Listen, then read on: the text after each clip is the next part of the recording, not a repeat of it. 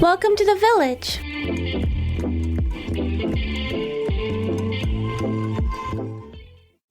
Okay, recording. I'm now here with my partner in crime, Ashley Munoz, who has been with me this entire time in Zara, South Sudan, on my medical mission trip working at St. Teresa Hospital. So we have been spending every waking moment together, right, Ashley?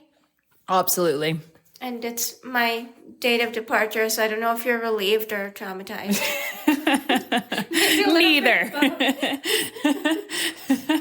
Neither. I'm grateful for you. Oh, we were a great team. Everyone knows I've been a pediatrician doing outpatient, inpatient, newborn nursery, and Ashley is the most badass chick that anyone will ever meet. No, I think Mavash is giving me way too much credit because I couldn't have done half the things I've done here without her. So I'm so grateful for her expertise. Well, I'm grateful for your expertise because there's many times that with your background, you're able to steer me in the right direction or teach me things I wasn't comfortable with or point out to me really sad things like, Mavash, you have to let go. This child is not going to make it, which was probably some of the hardest moments in our job. Why don't you tell everybody your background and why? Yeah, so I've been a nurse for about 8 years. I started off in a neonatal intensive care unit at level 4 outside of Washington, D.C. It was a 108-bed unit, and so it was a very large NICU that saw and did a lot. And then I was looking for a new adventure, so then I moved out to Denver, Colorado in around 2018 and started to work in a cardiac ICU, doing heart transplants and taking care of some adults, but mostly pediatric, which is a very intense place to work. Really enjoyed it, but was once again looking for a new adventure. And so then I joined the hospital's flight team. So we use a fixed wing helicopter and ambulance and service a 7-state region and pick up children all across basically from Montana down to New Mexico and all the states in between. So we service a really large area. So I did that for about 1.5 years. And then I've always wanted to do humanitarian work. And unfortunately, the pandemic, as with everyone's lives, kind of slowed things down. And so I had been planning on doing some more medical mission trips or doing some more humanitarian work. But then the pandemic happened. So I was waiting for the world to settle down. And then once the world settled down, then I decided I would come to South Sudan. And initially, I applied for CMMB, and I didn't think South Sudan was going to be an option because I was like, I've traveled a lot, but I haven't spent a ton of time in extended amount of time in war-torn countries. And so I didn't think I was going to accept it. And they're like, oh yeah, you're totally qualified for South Sudan. And I was like, okay, let me think about this. And then I ended up here, and I'm so grateful because I had no idea that Mavash was coming at all in any way, shape, or form until they were like, kind of after I'd accepted South Sudan, they're like, oh, there's somebody else who's going to go with you. And I was like, okay, who? I was like, interesting. Okay. I was expecting I don't know. I was either expecting some young, really fresh, resident or an 80-year-old surgeon. That's what I was expecting. And then Mavash reached out. She's like, no, I'm a great pediatrician. And I was like, a pediatrician. Because I interact a lot with pediatricians in my flight job, and I'm also from Texas, so I really have to say, bless their hearts. I love pediatricians, but they're sometimes can be so helpful, but also sometimes just really out of their depth when we go pick up some kids. And so I kind of have mixed feelings about pediatricians, to be honest. And I was a little bit worried. I was like, oh, okay, this outpatient pediatric. At the time, I didn't realize that Mavash, did a lot of inpatient and attended, C-sections and all these different things, because generally in the U.S., pediatricians don't do that. That's not a typical thing. And then she was like, no, don't worry. I'm not going to be useless. And I was like, I was like, okay.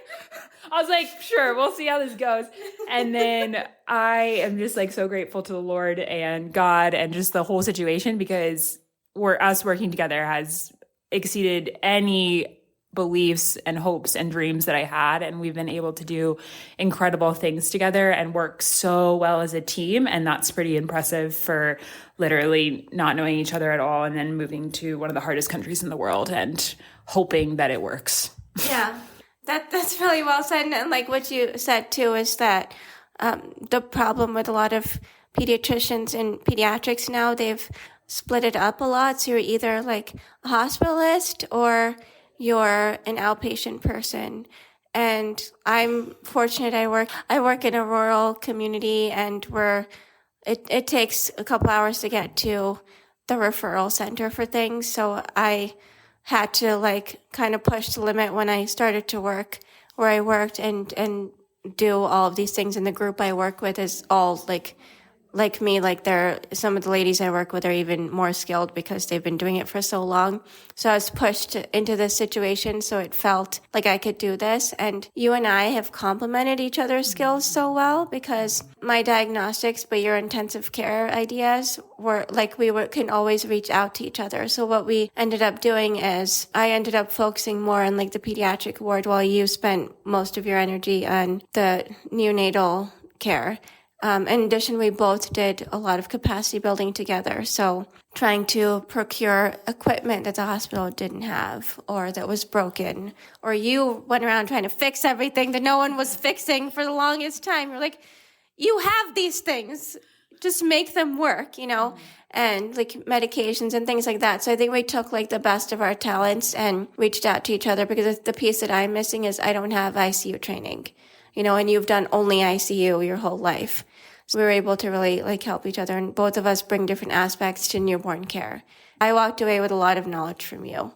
I am just like so grateful, because I think like us working together really saved each other time. And when we are trying to manage, some days when the ward is filled with 30, 40 patients, and then we have maternity and there's outpatient, we're talking about 80 children sometimes a day, or that we're talking about so many children. And I think we have such limited time. And I think I learned so much from you, but because we were able to complement each other, we saved each other so much time. Yeah. And that allowed us to move so quickly. Yeah. Because when you're capacity building, you have to focus, you have to have all the knowledge in our heads to teach and train. Yeah. And you and I were able to exchange information so quickly, and we focused on different areas. So like, you were really focusing on how do we treat malaria? And then you're like, okay, Ashley, here's how we treat malaria. And I'm like, great. I didn't have to spend 45 minutes trying to learn this or hours or reading books. Like, I know it, done. Here's the protocol. Let's go. Yeah. And the same thing with like all of the neonates and,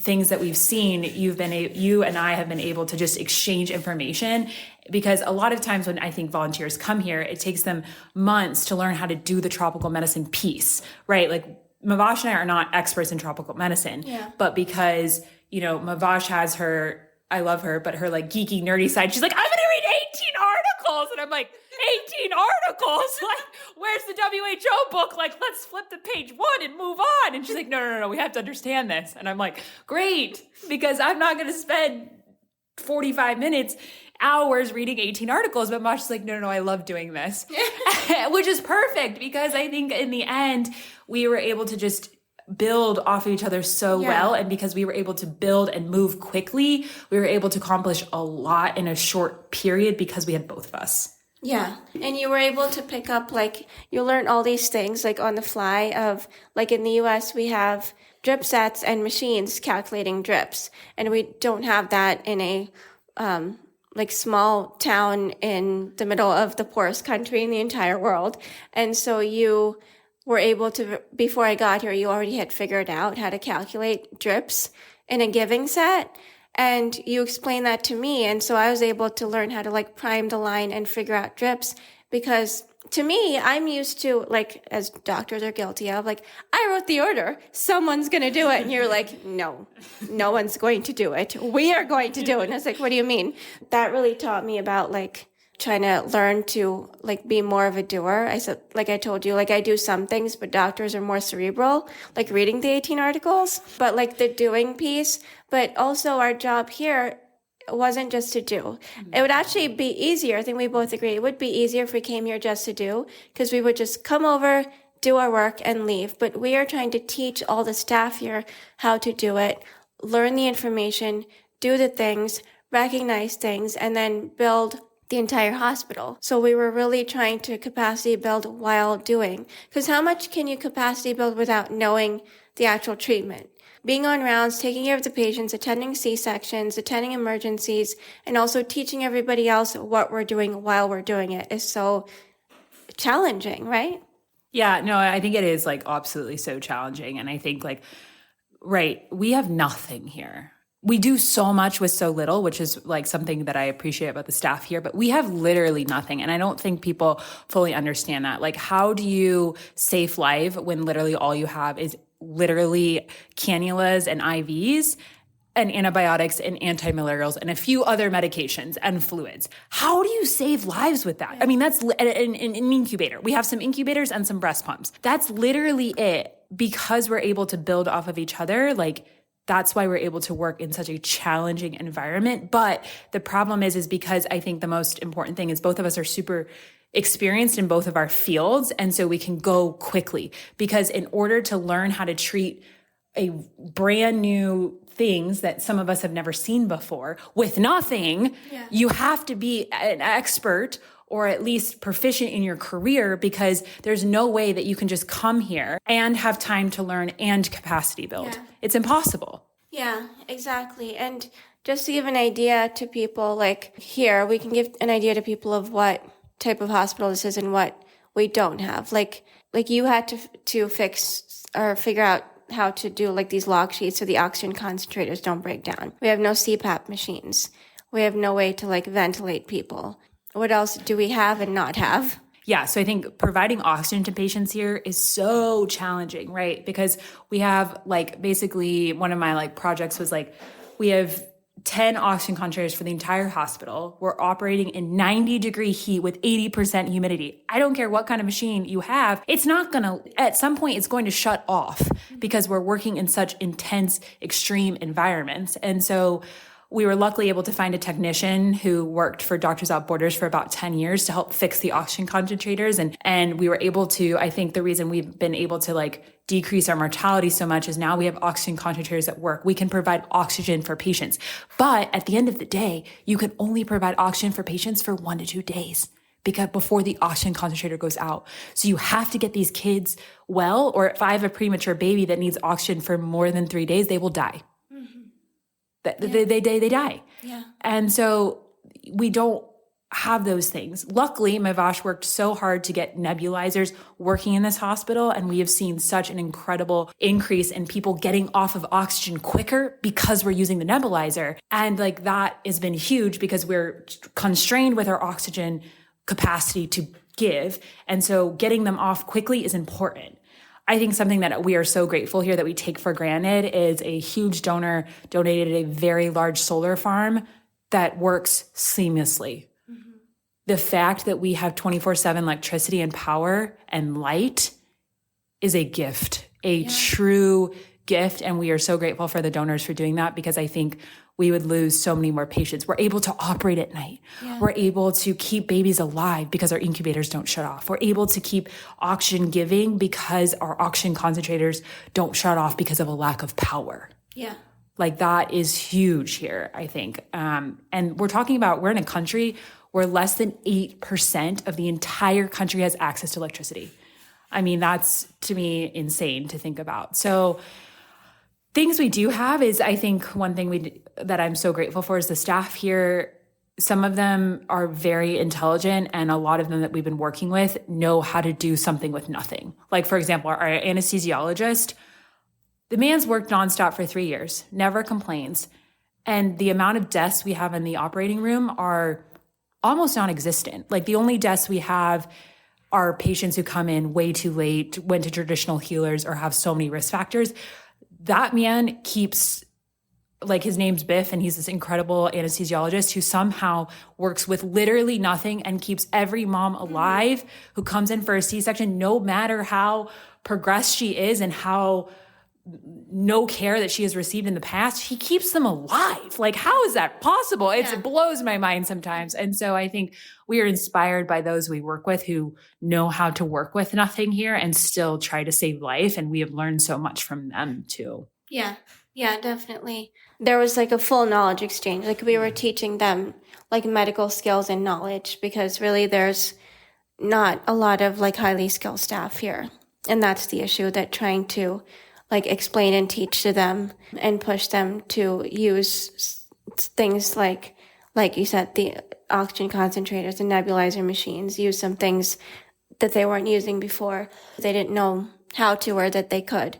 But like we learned like, okay, how to be so resilient in the face of nothing. Like these people all have a story, which the stories we will hear continuing in this podcast series. They have stories and they have reasons for why they're doing what they're doing. Yeah, it's all been like really emotional to see. And just to point out the difference, like a lot of people listening, they hear about like Doctors Without Borders and things like that. So our organization is CMMB.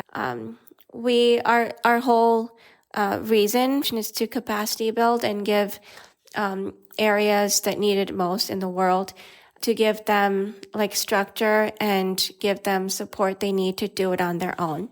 I think Doctors Without Borders goes everywhere, all over the world. Anywhere there's trouble, they go. They're Superman, and they take care of people in catastrophes and also like long-term care. They have various projects, and they like treat and do when people are stationed there for long periods of time. Catholic Medical Mission Board hires internally, but also sends people to help to capacity build so that structures remain there on their own. And so that was our job. The volunteer job is to do some patient care, but really to teach and help build the infrastructure and make it better. So what Ashley and I had our own projects, and we had our projects together. So my main project was like teaching rounding and trying to figure out equipment, medications, and work on and help Ashley with some of her infection control projects, and just be like a consultant for Ashley for her projects. And Ashley has done about 3.5 months already, and she has 2.5 to go. She's a 6-month volunteer. So what are some of the projects that you've done and are working on? Yeah, so kind of I mentioned before, like getting the oxygen concentrators functioning, working well, was one of our main projects, and that still is taking work. Thankfully, it, like I said, has improved. The other project is the hospital's in the process of building a new pediatric building. That's going to be incredible. Like we are once again so incredibly grateful for the donor who has come forward to fund the majority of that project. And we have been working really closely with him and our donors to really kind of design a really good building. That it's tricky, right? Because you want to build a building that's going to last 15, 20 years in an environment where it rains all the time and it's 90 degrees in heat and it's humid. And our old pediatric warden, Mavash, has probably talked about how hot it gets. She tells me at least every day. At least once a day. And then I walk in there and I'm like, oh, I must leave immediately. Bye, Mavash. Yeah. Like I should have brought a cake to bake in here. Yeah. And so that's been a huge project of working directly with our donors to design that. So that was our main project in July. We're also working on getting lab equipment. So right now we have minimal we have a lot of diagnostic, like we can test for malaria, we can test for HIV, we can test for hepatitis, we do person-to-person blood transfusions, which is incredible. That system works so well. And that's also due because some of our donors have funded training for our lab technicians to go. But the problem is the lab doesn't have equipment to test for electrolytes and CBCs and things like that. And so we've been working really hard directly with the lab people, which has been a really good experience, to find the best machines here. So that's something that we have learned that's so important for capacity building is Mavash and I still laugh about it today. We were sent huge lists of medical equipment to buy and bring and have donated and all these things. And we have learned the best system here actually is not to do that. That actually hurts more than it helps. There is some equipment that you cannot find here, like breast pumps. Yeah. But we can also get those. Moms in the US are willing to donate those for free. I cannot tell you how many people were willing to donate those for free. Low cost, easy. But we have found that the best way to make sure that equipment lasts here is you have to have training on it and you have to buy it here, because if you get it from somewhere else, that's not necessarily within the region, if it's able to be purchased in the region, it's going to come with instructions in English, which you would be surprised, my friends. I cannot tell you how much equipment I found here with instructions in French or Italian. And I'm like, no wonder no one's used this. They don't have access to internet. How can we learn how to use a machine when the instructions are in Italian?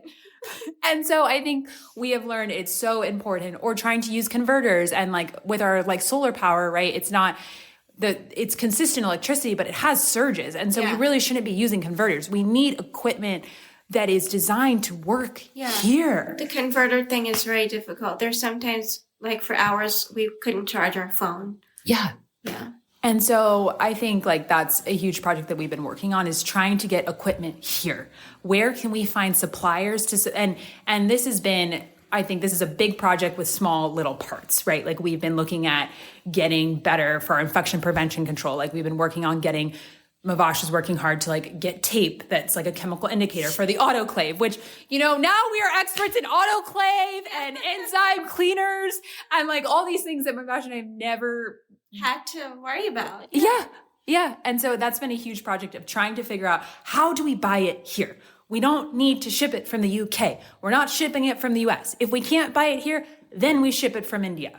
Like that's the process. And so that's been a huge project of ours. Pediatric ward, I've done a lot with infection prevention. That is still a huge project. We luckily, once again, I cannot thank the one donor that has been working directly with me on this project.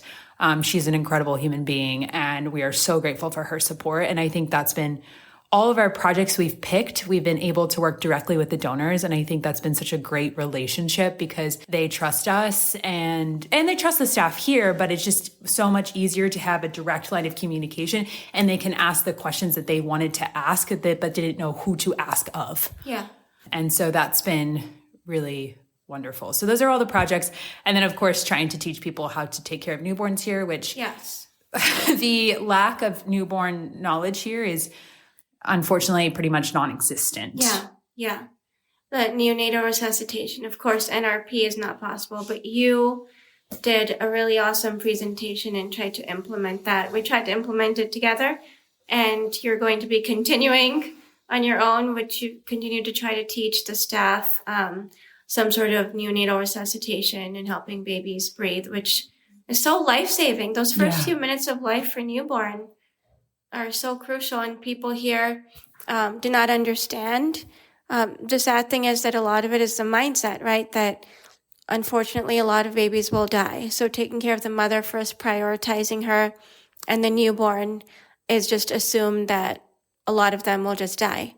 And Ashley has taught them that no, they can live and they can thrive, and they're a little human being themselves. So this is how we take care of them. Yeah. And I think something that's challenging is when you have people who don't believe that a newborn can be saved. How do you teach somebody to do that? That's, and how do I get people to see that it makes a difference? I think, one thing that was a huge success is we've dropped the pediatric mortality in this hospital from an average of 5.7% to less than 1% in 3 months. And this month, the numbers it's the end of the month, so we're still waiting on the numbers, but I keep track in my head, and it's probably still less than 1% from June to July, we had around a 30 to 34% increase in caseload, and we still had less than 1% inpatient pediatric mortality. And I think August is going to be the same, with an increased caseload and still a decrease in inpatient pediatric mortality. The difference is people see it and they care, and it's motivating them. The problem is the newborns, because newborns require very specialized equipment, right? And really specialized knowledge. And we lose newborns because we don't have the equipment. You can't save these people. Yeah. And so it's harder because we have been able to drop the mortality, but the staff is like, okay, that's nice. Yeah. And so it's really hard to motivate and also teach at the same time. And so that's the biggest challenge, I think, and figuring out how to do that. And so something that I think that has been really helpful, that Mavash has been instrumental in, is we finally decided, okay, how do we teach neonatal resuscitation? We can teach on these mannequins all day long. We need to teach these midwives and the staff in the C-section. Yeah. And so we've been trying to attend, we've probably attended, I don't know, at least close to 30 to 50 C-sections in the last couple of months. And we are teaching the staff in the C-sections, mentoring them, say, here's the algorithm. Do you have the supplies you need? Designate a team leader. Who's going to be the person to help you? Here's how you do it. And we've also been working with our surgeons. So it's been a team effort to improve. And I think I've even seen, because we've been working with the surgeons as well and the midwives, and we are starting finally, it took us a few months, obviously, we're finally starting to see with some of the midwives the change. They're like, wow, this actually helps. All I have to do is dry this baby quickly and the baby lives? Yeah. It's motivating. Wow. Especially when they do it themselves. They feel so good, like, oh, I saved this baby, I can save more. Yeah, once they start to understand and see how good it feels to save a baby's life, you tend to want to do it again. Children who come in are, it's a different situation than a newborn who they don't count as much. And we're trying to teach them to make them count. You know, it's somebody's baby they carried. You know, all of this, it's, you know, to come here and to do this on a totally voluntary basis. Like, that's the other difference between CMMB and Doctors Without Borders, is there is zero pay for volunteers who come through CMMB. So Ashley and I gave up our lives, our jobs, and came here and free of pay. And for me, I wouldn't have had it any other way. Like, I told my job, like, I need to do this. They held my job for the 3 months, and I just felt like there's, like, if I have the skill and ability to take care of sick children, I want to do it everywhere in the world. And I don't want to necessarily get paid, because to me, the ability to take care of children and have parents be grateful that their child is healthy and have staff learn knowledge and skills to do it themselves is priceless. Like, you cannot put a price on that. So let's hear from you, because you're young, like, you're a young nurse with so much, I mean, you've been doing nursing for a long time, but you're a young person. You left behind and everything, like, you moved out, your stuff is with your family. You left one job, you have to go back and find another, and to leave your life in such, like, a question mark for when you go back for the sake of coming to a place that is totally not your background at all. I mean, you've been to every continent in the world. You've been to Africa before. You've traveled extensively. You name a country, Ashley has been there, except India. That's on your to-do list, woman. But what made you do this? And you plan to come back and keep doing it. People want to know why. Yeah, I think it's really interesting because right before I came, one of my friends sent me a book. He was like, it's called Strangers Drowning, and it's basically why people do this work. Yeah. And for me, it's always been a calling. Like, I was the little kid who would read, like, so I'm actually Catholic. I do go to church. Am I super, super religious? Not necessarily. But I think life has hardened me a little bit over the years, but still very much believe in God, still try to participate and have a good relationship with him. And even when I was a small child and grew up in a very conservative Catholic family, like, we had my mom was like, let's read saint books. Like, like that was the thing we had. And I've always been drawn to that idea of like a missionary. And like, I think my idea of a missionary has changed over the years. I think back then when I was a small child and growing up, it's like, I'm just going to like talk about the Lord and like, it's going to be great. I'm going to go help people. Like that's what I want. I want to spend my life in service of others. But I think I've realized over the years, like the most important thing is to save life and to do it through action. Right. And so yeah, I'm not necessarily going here and, like, okay, like, let's all have a Bible study because one, I don't have time. But like, at the end of the day, like, luckily we have some wonderful nuns here and a supportive diocese that can, host Bible studies if they want. This is just an example. I don't think that's appropriate for this context, but just an example. But I think I have learned that like my job here is to be a witness, like, and to finally like do that calling of the Lord calling me. I want you to continue to spend your life in service of others in this new and incredible way, and a different way from spending my life in service within the U.S. So it's a calling. Yeah. And really that's so true. I think I've learned too that some people are called to this extensively, some minimally, and some not at all. And some people help just through supporting others, and some people help monetarily, which, that has kind of like the negative connotation of, throwing money at the problem. But you know what? We need people to throw money at the problem. Yes, absolutely. Yeah, because this $200,000 pediatric ward, if you have like a donation of 60,000 or 100,000, that's a lot of medications. So people like Ashley and I can sit down and help to plan and implement that. But without the money, we can't do the work.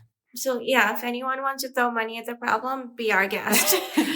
Yeah, please. Honestly, I think what the difference is in other places is you're like, oh, I don't know where my money is going. I don't know, is it a good organization? All these different things. But I think here, because they have nothing, like we've kind of talked about how there is nothing, that even small amounts of money here go so far. Like we are talking about like even $1,000, even, a donation of $2,000 can buy another oxygen concentrator. And that oxygen concentrator will save like hundreds of lives. Like there was another doctor who came here and taught people how to do sonograms.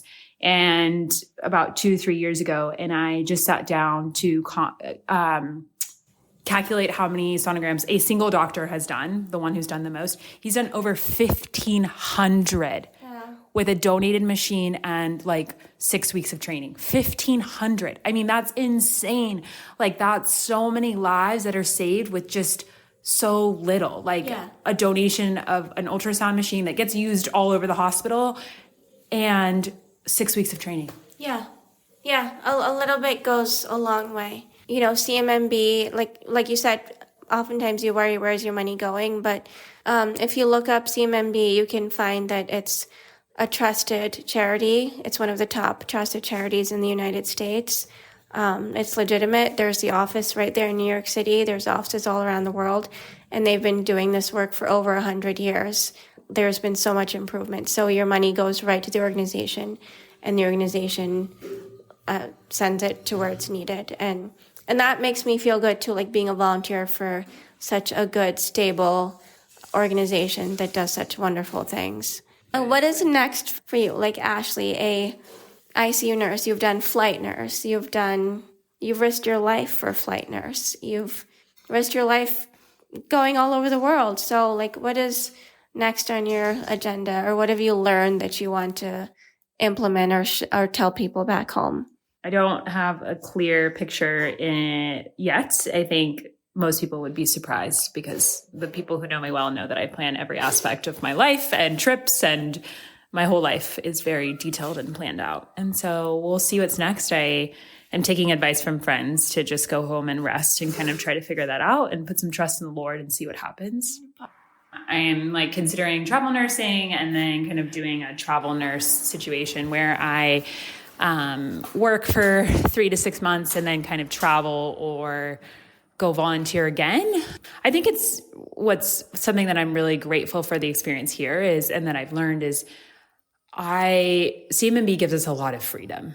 And that has been such a gift. Like what an incredible gift to be able to be like, you are highly skilled. We trust you. Yeah. You will do an incredible job. Go do the work. I know whatever you pick, it will be good. Mm-hmm. And I think Mavashi and I have had that freedom to do so much capacity building because we're able to pick what is important to us and what drives us. Yeah.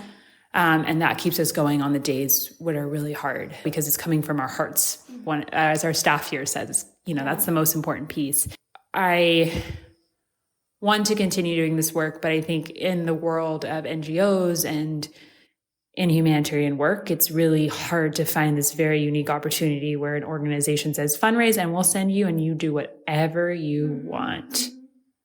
I'm going to kind of try to find a position or organization that it would be nice to get paid for this work. If you do it for long term, at some point you have to think about your future and your retirement one day.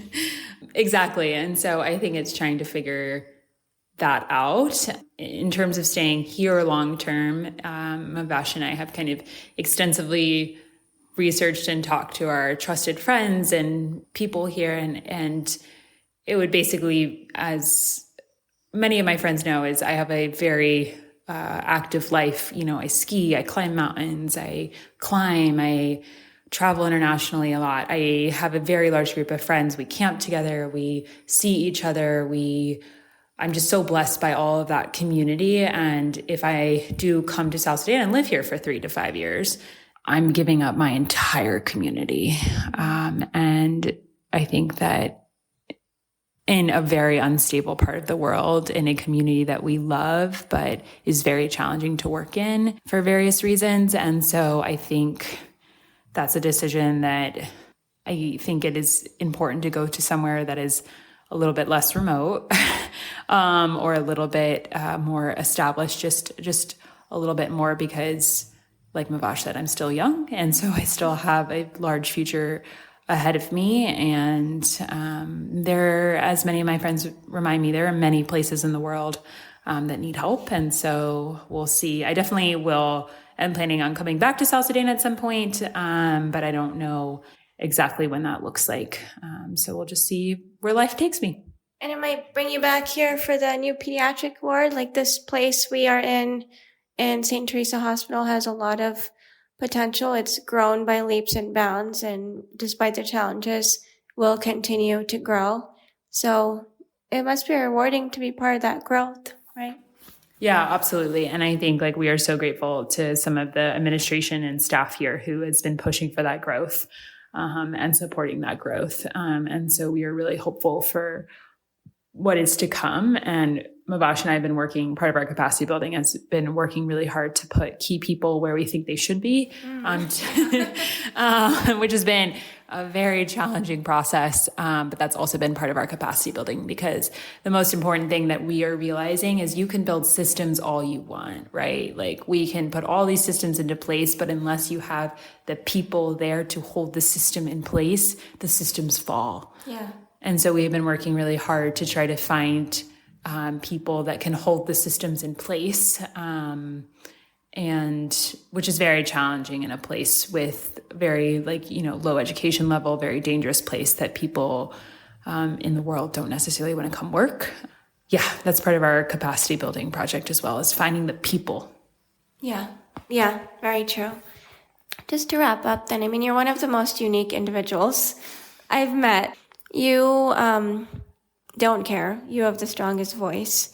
You just do what you feel is the right thing to do for the greater good. And it doesn't matter who feels any which way, you will do it anyway. Because to you, it's not about someone else's pride or stepping on someone's toes if they are having, some sort of ego issue. To you, it's about this is the right thing to do. And like I told you some weeks ago, it doesn't matter what anybody says. You have to be you, because if it wasn't for women like you, we wouldn't have the Susan B. Anthonys. We wouldn't have Indira Gandhi. We wouldn't have the women who powered through and said, I don't care because this is the right thing to do. You don't have to like me, but this is the right thing to do. There's not enough women like that, and young women. You're like a young millennial. I'm an old millennial. You're a young millennial. And it's beautiful to see, because the thing is you're not always going to be liked or appreciated for it, but and whether or not you're admired, you will be admired, but to you don't care. You don't do it for the admiration. You do it because it's the right thing to do.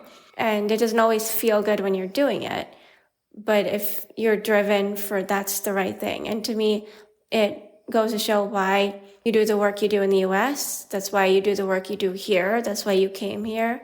And you continue to come. And the amazing thing too, which I encourage people to do, is travel. You don't have to travel as much as Ashley did, but that makes you into this person who just gets it. And like we were saying, it's not about age. It's about experience. It's about what you've done. And you've done more than most people that you'll ever meet, even twice your age. And that's why you've had this ability to counsel me, to make me feel better, not just about the work here, but the stuff going on back home in my life, or the things I've talked to you about, basically everything in my whole life, because we spent all this time together. Our walks around the UNICEF compound, and our waiting for our food in the Unimis, and just eating all our meals together, talking, figuring things out. When I first came, you already had it figured out. You're this is how it works. And I was really? And you're yeah, unfortunately, yes. And that's how it's going to be. I was like, I don't want to freeze my food. And you're like, well, we don't have a fridge, so it's either that or throw it out. Like, you were just like this powerful force. And to me, that like helped me to really like kickstart my work right away, because I didn't have to figure out all this other stuff. And you introduced me to everyone. You knew everyone's names. You knew where all the buildings were. And you were here 2 weeks before me. And in 2 weeks, you were like a pro. Then I was able to quickly join forces with you so we could do more work. And I think I taught you how to maybe relax a little more. I was like, Ashley, you can eat lunch sometimes. That's okay. And we can go like to the UNICEF for the weekend and like use the internet and relax for 2 seconds. And so I think we like complemented each other. And it didn't always mean it was easy, because you throw two people together with strong personalities who've never met before, and it's not easy, but it was easy to make it work though. So I'm so grateful you're here, because it helped me to really do the work I had to do and have like a partner in crime to put things in perspective. Because sometimes you're like, what am I doing again? Like, is any of this working? Am I making a difference? And like, you just sit and wonder. And I think we helped each other a lot realize that it did. So I can like finish up here, this being my last day. We're sitting here in my empty bedroom, hence the echo. Thank you for saving me from the mice. Thank you for, putting up with me. Thank you for teaching me. Thank you for working with me and being like the main part of my life for the past 3 months. It's kind of incredible to say. It's like surreal, because it's not every day that people get thrown together in that situation. If we had internet, we would have been a reality show and people would have loved it. Yeah, so Ashley Munoz, everyone, a force to be reckoned with. Yes, but I think luckily most of my friends, know how to deal with my forceness. And I think one thing I love about you is I intimidate a lot of people, and a lot of people can be pushed away. And you were like, nah, you're like, we're going to be friends. And I'm like, okay, yeah. If you want to be friends, I'm going to be friends. And that just goes to show how strong of a woman you are as well. Aww. And just how nothing stops you. Literally nothing stops you. Even on the hard days where I'm like, Mavash, I can't do this anymore. You're like, don't worry, I'll go take care of it. And I'm like, thank you. And so I think that's the thing, is we can all be superheroes, but at the end of the day, the only way we can be superheroes is to have that community and to have those people. And I couldn't have done the work here without you and your incredible grace. And just people love Mavash. I think most people respect me. Most people like me. But at the end of the day, everyone loves Mavash. Nobody, everyone loves her. She is one of the sweetest, kindest, most just generous humans with her time, her energy, her ability to listen. That's a gift, such a gift. And so the world is so lucky to have you, because we need strong women like you who also still have strength. But I have strength, but I don't have the sweetness and gentleness and kindness. I have to say, Ashley, relax, take a deep breath. Okay, let's calmly talk to this person you're very angry at. And Mavash is like, okay, let's discuss in the best way. And we both get what is so beautiful to watch is we have the exact same outcomes with Mavash's approach and my approach. Yeah. It's beautiful, because I see the people that she connects with and she's able to get them to the exact place that I would want them in her beautiful way. And the same for me. She's like, can you please deal with this person? I'm like, yeah, absolutely. Yeah. Send them my way. And then I get them to the spot where they need to be in my way. Yeah. And so I just am so grateful to you, really, because on all the hard days, Mavash is like, it's okay. Let me make you some tea. We're going to be okay. And I'm like, are we actually? I don't know. And so I think you're so generous with your time, your talent, and just couldn't have done it without you, truly. I couldn't have done it without you. I feel like we were definitely meant to be. This was this entire thing was the hand of God. Yeah. And it's been beautiful and incredible. And I hope we meet again in some capacity in the future. You still have to come to upstate New York for the fruit salad. And yes. And we're going to do our sheet mask at that time. Finally, one day, we will do some self-care besides our tea. But at least I got you drinking tea. Thank you so much, and for my once-in-a-lifetime opportunity. And I'll take everything with me. Hopefully have more adventures with it in the future. Know how to save the world one baby at a time. Thank you, Mabash. I'm going to miss you so, so, so much.